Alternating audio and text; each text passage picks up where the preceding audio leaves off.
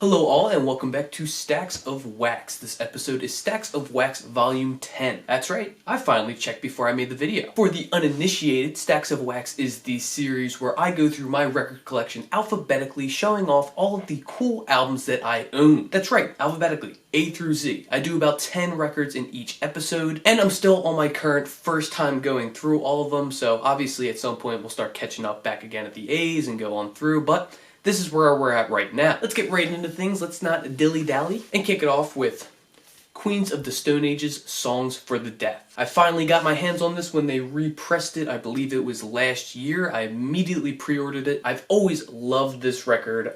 Every single track off of this just absolutely rips. Josh Holmes has always been a fantastic artist and songwriter, but to me, this is the album that takes the cake. From the first time that I heard it, I was immediately enamored with it and have listened to it a lot ever since. Checking out the packaging here, it is a double LP and it is a gatefold. Get some really cool art in there. Inside of a car, you got a little stick shift action, good looks, good looks. Got the back with all of the songs, you know, side A, side B, side C, side D. That's how a record works. I don't know why I need to explain that to you. Records are housed in normal sleeves, as it were to be. Unfortunately, nothing too crazy there. I wish I could have gotten the Vinyl Me Please edition because that looks dope. But this is just standard black and that's A-okay with me. So yeah, just a standard pressing of this record. Finally, though, it has finally been repressed, which is fantastic, so people can actually get their hands on it without buying a bootleg. I remember at one point I was really close to buying one of those bootlegs, but they went for like, I think it was $100. It was something around there, and I just couldn't pull the trigger. And I waited it out maybe a couple more months, and this baby came along. So very happy to have it in my collection. Next up, we move into the R's with 3 essential albums from Radiohead. That's right, OK Computer. Come on, this should be easy. This is not hard. This is not hard. Amnesiac. And In Rainbows. Wow, this is a mess. Holy cow. Thank God I don't have more. Yeah, obviously all quintessential records, quintessential Radiohead records. Some might not argue for Amnesiac and would put Kid A over that, and that's totally fine, but I do love Amnesiac so much. Yeah, there's nothing really too crazy about all these. They're all standard issues. Unfortunately, I wish that I had the 10-inch version of this, or the double LP 10-inch version. But I did pick this one up when I was living in San Diego. I traveled to LA for a day, went to Amoeba Records, and this was the only thing that I could afford because I was broke. Beautiful, beautiful artwork in here, as always, because this is Radiohead we're talking about here. And the records themselves are housed in very cool art, as you can see here. And once again, just standard black vinyl for this one. Actually, if I'm not mistaken, I think all of the records I'm going to show you today are black vinyl, so nothing too cool, so don't get too excited. Once again, some more art here on one side. Very dim and gray, and, well, not actually gray the color, but everything just looks sad and downtrodden, which makes sense for Amnesiac. Then, of course, their magnum opus, OK Computer. This was one of the first records I ever bought because I was obsessed with this album. So I think everybody goes through a Radiohead stage at some point in their life, and mine was a very long time. You can ask my friends, they're probably still not happy about it. But my favorite thing to do was actually play this record when it was raining outside. It just always made me feel good. Or sad, probably sad. But yeah, another gatefold. They really know how to package the records. This is a repress, nothing too special about it. Always love the artwork that went along with OK Computer. Get some more artwork in here. I just love that shade of blue that they continue to use throughout all of it. It just ties it together so well. And then the C and D side. Yeah! The classic Wish You Were Here motif.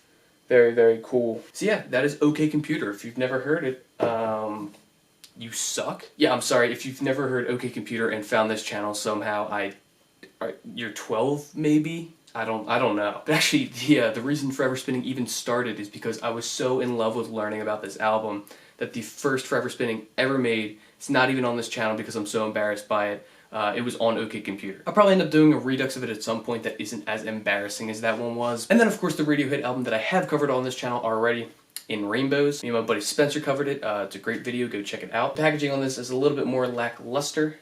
Obviously the colors used are fantastic, I love them. It is just the single LP, which is totally fine because that's all the space that they needed. And you get the cool artwork there. I've always tried to get my hands on the deluxe edition with the 2 CDs, which includes disc 2, which is fantastic. But it runs for like $200, or at least that's the last time that I checked, like 3 years ago, so I don't even want to know what it's at this point now. So yeah, and Rainbows. All 3 Radiohead records, so good. So good. I haven't listened to them in a long time just because I've kind of grown out of that as of right now, but I'm probably going to dive back in at some point. Maybe have a Radiohead day with the old turntable. Then we have the Ramones self-titled album. I was gifted this by my buddy a couple years ago. I adore this record. I adore the Ramones. They've changed the landscape of punk forever. And there's just the simple repress. Got the art there. The old black and white that they loved so much. Yeah. And then the alternative record sleeve here with the lyrics on the back. Very simple packaging. I'm sure my buddy bought it for like $15 or something like that. But nonetheless, it is a fantastic record. It is an essential record to own if you like punk at all. Or if you even have a record collection. I should probably do that at some point. I should probably make like a video of like essential records to own. And just try to keep it like, you know, C-level, nothing crazy, no deep cuts or anything like that, but just like the core records that every single vinyl collector should own at some point in their life. I don't know, it might be corny. I might not do that. Don't hold me to that. But yeah, Ramones self-titled. This record here, this record was an album that I was obsessed with for like 3 solid months, and I bought this album. It's the only album I've ever bought at Barnes & Noble, and I think I spent like $40. And I still feel like a chump about that. So I like almost didn't even want to show this record because I feel like an idiot. But it's Red Hot Chili Peppers' Californication. Yeah, I spent $40 on this back in like 2016 or 2017 when I first started collecting vinyl.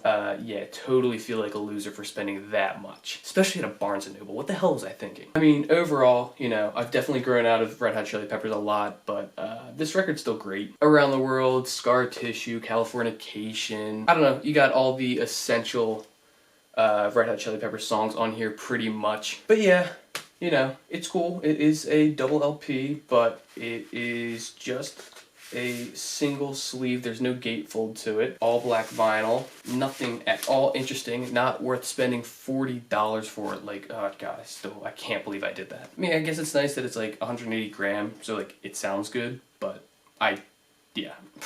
The things that I would go back and tell, like, you know that meme where it's like, you know, girls would go back and like talk to the grandmother and be like, I'm your granddaughter, and then dudes would go back and do something stupid. Like, this is the first thing that I'd go back in time and be like, don't buy it. Don't. You idiot. That's $40. You could buy gas for your car or something like that. I don't know. Go see a movie or some shit. There's something way better to do than spend $40 at Barnes & Noble and freaking Californication. And you get a picture of the band in here. Cool. And the lyric sheet. And that's it. That's $40 worth of vinyl right here. Would you look at that? I shouldn't be so hard on myself though. But I'm still gonna be anyway, so what are you gonna do about it? Next, it is one of my favorite records of the 80s. That'll be The Replacement's Let It Be.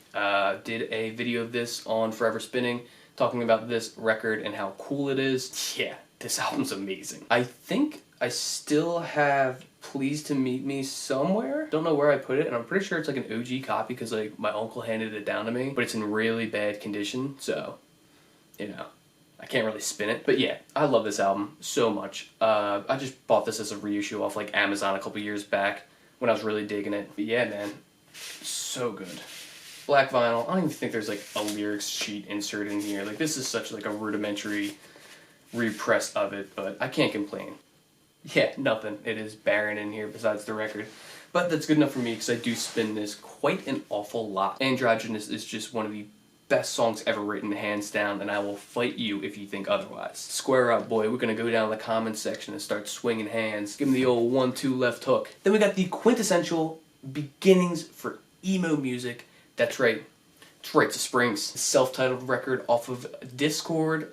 Fantastic stuff. I love this album. I remember I even bought it like before I even listened to it because I kept reading that like this is the album to listen to get into emo. I don't suggest that. I love this album, but I don't suggest that. I think there are better ways to, you know, kind of ease into that. This is an essential for anybody who has ever liked the emo genre at all. Yeah, dude, this record kills. It's so good. And it's always so cheap because Discord is always like, yo, $15 for the album. And I'm like, take my money, sir. It's all yours, Ian.